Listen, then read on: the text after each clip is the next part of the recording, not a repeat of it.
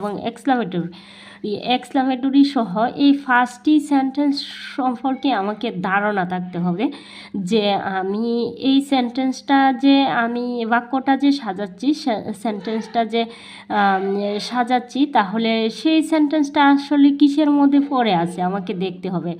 তাহলে চলো এবার আমরা সেন্টেন্সের সাথে পরিচিত হব এবং রিঅ্যারেঞ্জটা কী করে করতে হয় সে জিনিসটা দেখে নেব।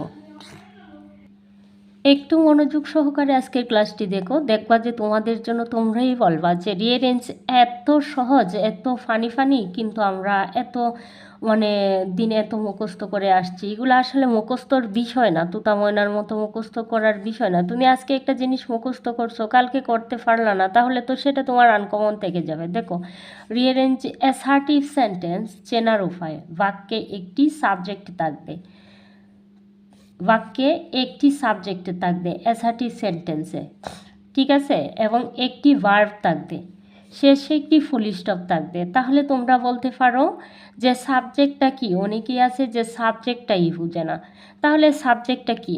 বাক্যে যে ব্যক্তি, বস্তু, প্রাণী সম্পর্কে কিছু বলা হয় সেটাই হচ্ছে সাবজেক্ট।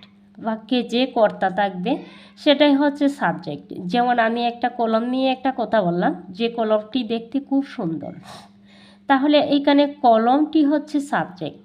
আমি যদি এই নোটবুকসটা নিয়ে কথা বলি যে আমি নোটবুকসটি আসলে বিশাল ভারী, তাহলে এইখানে সাবজেক্টটাকে নোটবুক। তাহলে আমি আশা করি তোমরা বুঝতে পারছো। দেখো, বাক্যে কী থাকবে? অ্যাসার্টিভ সেন্টেন্স সিনার আমি আরও ডিটেলসে বলবো, তোমরা এইখানে কিছু বুঝবা না, এই জায়গাটা তোমাদের কাছে দাদাই লাগবে। দেখো, তাহলে অ্যাসার্টিভ সেন্টেন্সে একটা সাবজেক্ট থাকবে, তারপরে কি বলছি? ভার্ব। এবার তোমরা বলতে পারো ভার্বটা কি? এসব তোমাদের জানতে হবে। যদি তোমরা ভালো ছাত্রে পরিণত হতে চাও তাহলে তোমাদের এসব জানতে হবে, এখন থেকেই জানতে হবে। আর এটা যে কোনো ক্লাসের জন্য খুবই গুরুত্বপূর্ণ। ক্লাস 5, 6, 7, তারপর আমি 3 থেকেই বলবো, তাদেরও তো রিঅ্যারেঞ্জ আছে। আমি সবার কথা মাথায় রেখে আজকের ক্লাসটি অত্যন্ত সহজভাবে করার চেষ্টা করছি। দেখো, তারপরে ভার্বটা কি? আসলে কোনো কিছু হওয়া, করা, যে ওয়ার্ডটি দ্বারা বোঝায় সেটাই হচ্ছে ভার্ব। এবার আসো স্ট্রাকচার। এই যে অ্যাসার্টিভ সেন্টেন্সের স্ট্রাকচারটা কীভাবে হবে? অ্যাসার্টিভ সেন্টেন্সের স্ট্রাকচারটা হবে, দেখো, প্রথমে আসবে সাবজেক্ট, তারপরে ভার্ব। সেটা যদি হয় অক্সিলারি ভার্ব তাহলে অক্সিলারি ভার্ব হতে পারে, আর যদি অক্সিলারি ভার্ব হয় তাহলে অক্সিলারি ভার্বের পরে কিন্তু আমাকে মেন ভার্ব নিয়ে আসতে হবে। তাহলে অক্সিলারি ভার্ব কি? নিজে আর ওয়াজ হয়। আর যদি তাকে তোমার মডেল ভার্ব, এটা হচ্ছে হেল্পিং ভার্ব, যদি মডেল ভার্ব থাকে তাহলে কোনগুলা? Can, could, may, might, shall, should, will, would, এগুলাও হতে পারে, ঠিক আছে। বাক্যে যে কোনো ধরনের ভার্ব থাকতে পারে, মেন ভার্বও থাকতে পারে শুধু। আর দেখো, অক্সিলারি ভার্ব হচ্ছে, সাহায্যকারী ভার্ব হচ্ছে নিজে আর বাক্যে থাকতে পারে, তোমরা প্রায় সময় পেয়ে যাও। আর can, could, may, might, shall, should, এগুলো হচ্ছে মডেল অক্সিলারি ভার্ব। তাহলে আমরা প্রথমে কি নিয়ে আসবো? সাবজেক্ট। আমরা দেখবো আগে বাক্যে সাবজেক্টটা আছে কি না, হ্যাঁ। তারপরে তারপরে ভার্ব, তারপরে যদি মেন ভার্ব থাকে তাহলে মেন ভার্ব, আর না থাকলে নাই, কিছু করার নাই। তারপরে এক্সটেনশন মানে বাকি অংশ, ঠিক আছে, বাকি অংশ। দেখো, এইখানে কিন্তু একটা সাজানো আছে,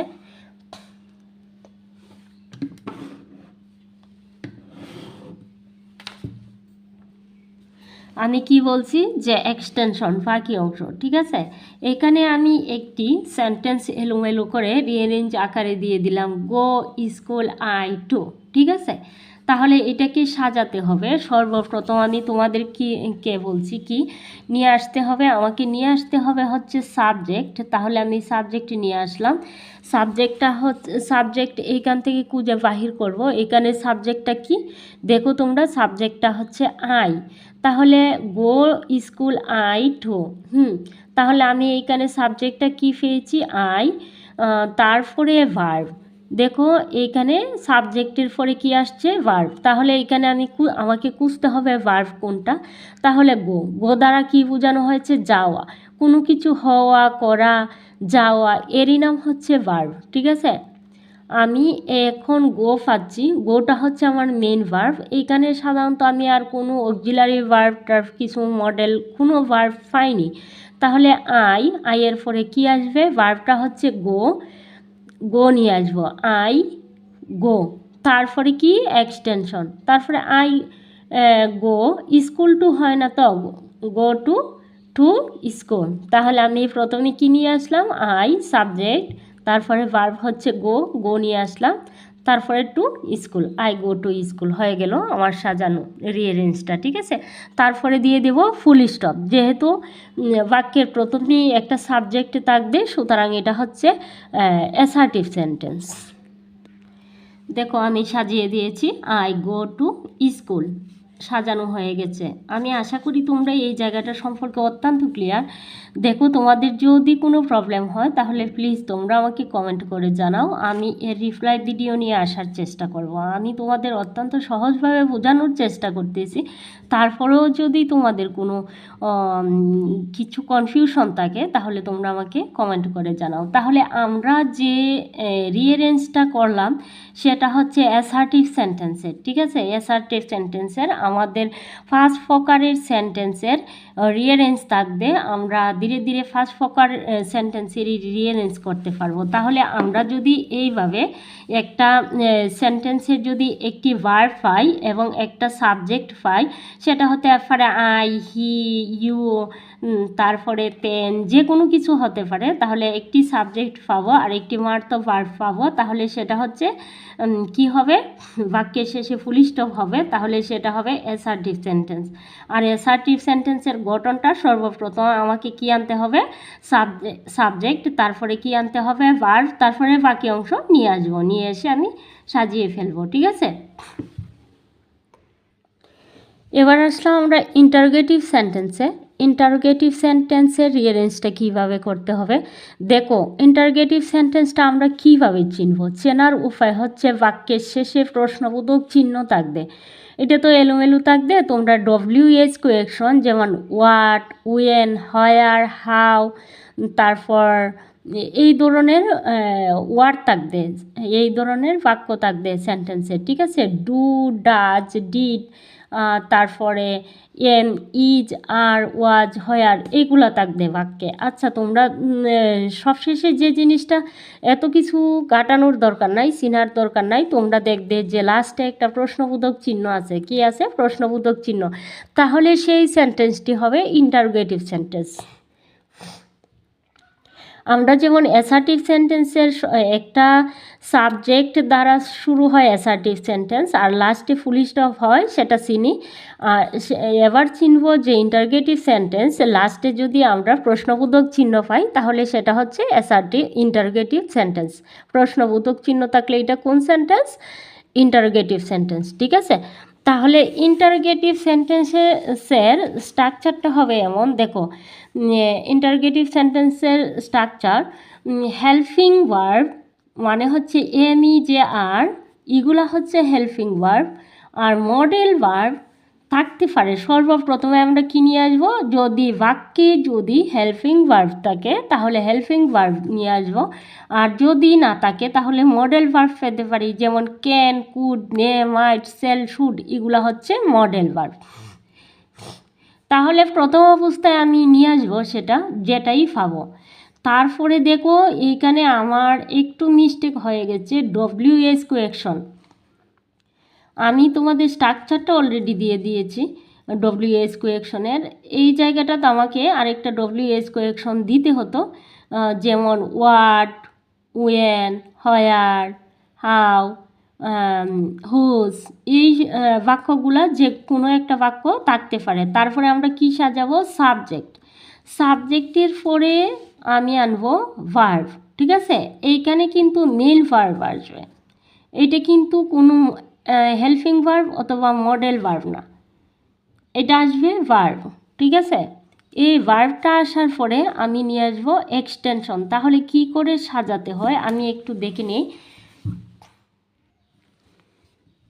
দেখো এখানে WH কোয়েকশন দেইনি, তাতে কোনো অসুবিধা নাই, আমি পিছনে তোমাদের জন্য নোটস করে রেখেছি। ঠিক আছে, দেখো এইখানে আছে you going are school to, school to, তাহলে তোমাকে কি বলা হয়েছে, হেল্পিং ভার্ব অথবা মডেল ভার্ব।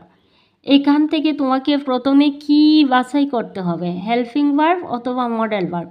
তাহলে হেল্পিং ভার্ব এখানে আছে কিনা তুমি দেখো তো, এই যে আছে। তাহলে আর পেয়েছি, তাহলে শব্দের বাক্যের প্রথমে আমাকে কি নিয়ে আসতে হবে, আর নিয়ে আসতে হবে। আর এরপর তোমাকে এই যে হেল্পিং অথবা মডেল ভার্ব আমি একটা পেয়েছি, তাহলে নিয়ে আসলাম। নিয়ে আসার পরে কি সাবজেক্ট, তাহলে এখানে সাবজেক্টটা কি বলো তোমরা, ইউ আছে, তাহলে ইউটা নিয়ে আসবো। তারপরে সাবজেক্টের পরে কি দেওয়া আছে, এইখানে দেখো ভার্ব দেওয়া আছে, তাহলে মেন ভার্বটা নিয়ে আসবো। ঠিক আছে, আমি কিন্তু প্রথমেই মডেল ভার্ব অথবা হেল্পিং ভার্ব নিয়ে এসে পড়েছি। এই যে আর, এটা নিয়ে আসতে হবে। আর যেহেতু এইটার লাস্টে প্রশ্নবোধক চিহ্ন আছে, সুতরাং এর প্রথমেই হেল্পিং ভার্ব অথবা মডেল ভার্ব অথবা মেন ভার্ব আসবে না, কিন্তু প্রথমে ডব্লিউএস কোয়েকশন আসবে। ঠিক আছে, তাহলে আমি আর নিয়ে আসলাম, আর এর পরে হচ্ছে সাবজেক্ট, সাবজেক্টটা ইউ নিয়ে আসলাম, ইউর পরে হচ্ছে দেখো সাবজেক্টের পরে মেন ভার্ব, তাহলে মেন ভার্ব হচ্ছে গোয়িং, গোয়িংটা নিয়ে আসলাম। তারপরে বাকি অংশ, তাহলে টু স্কুল, স্কুল টু তো তোমরা দেবে না, টু স্কুল দিয়ে দিলাম। ঠিক আছে, তারপরে কি আসবে, প্রশ্নবোধক চিহ্নটা, প্রশ্নবোধক চিহ্ন। আমি একটা স্ট্রাকচার গেল, আরও স্ট্রাকচার আছে, সেগুলো আমরা দেখে নিব ইন্টারোগেটিভ সেন্টেন্সের। দেখো 2 নাম্বার যে স্ট্রাকচারটা, সেটা হচ্ছে ডু ডাজ ডিড, থাকতে পারে স্ট্রাকচারে।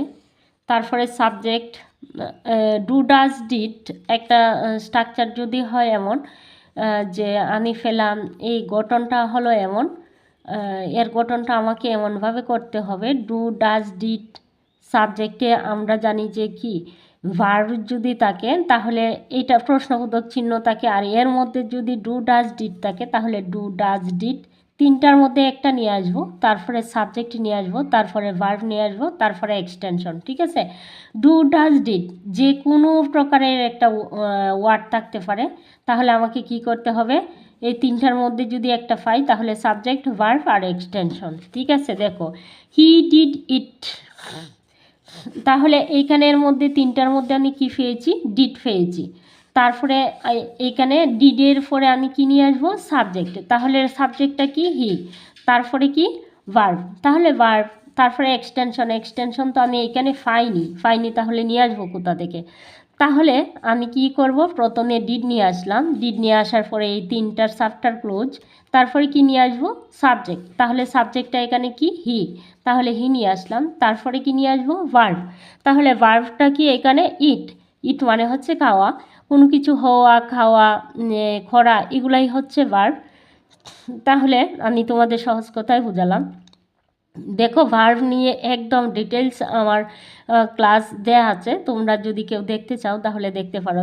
তারপরে ইট নিয়ে আসলাম, তারপরে কি দিয়ে দিলাম, প্রশ্নবোধক চিহ্ন। তোমাদের যে বলছিলাম একটা স্ট্রাকচার হবে এমন, যে এর গঠন প্রণালীটা হবে এমন, ডব্লিউএইচ কোয়েকশন, তারপরে ভার্ব, তারপরে সাবজেক্ট, তারপরে মূল ভার্ব। ঠিক আছে, যদি কোনো বাক্যে আমার দেখি ডব্লিউএইচ কোয়েকশন আছে তাহলে প্রশ্নবোধক চিহ্ন এইখানে দেখো, এইখানে কিন্তু ওয়াট আছে। ঠিক আছে, তাহলে আমি সর্বপ্রথম কি নিয়ে আসবো, ওয়াট নিয়ে আসতে হবে, তারপরে ভার্ব, ভার্বটা বলতে অক্সিলারি ভার্ব, তাহলে আর, ওয়াট আর, তারপরে কি আছে, সাবজেক্ট, তাহলে আমি সাবজেক্টটা কি পেয়েছি এখানে ইউ, তারপরে মূল ভার্ব, তারপরে এক্সটেনশন, এক্সটেনশন তো নাই এইটাতে, আমি দিলাম না, তাহলে এক্সটেনশন। দেখো তা আমি এইটাকে সাজাচ্ছি, একটু সাজিয়ে তোমাদের দেখাচ্ছি।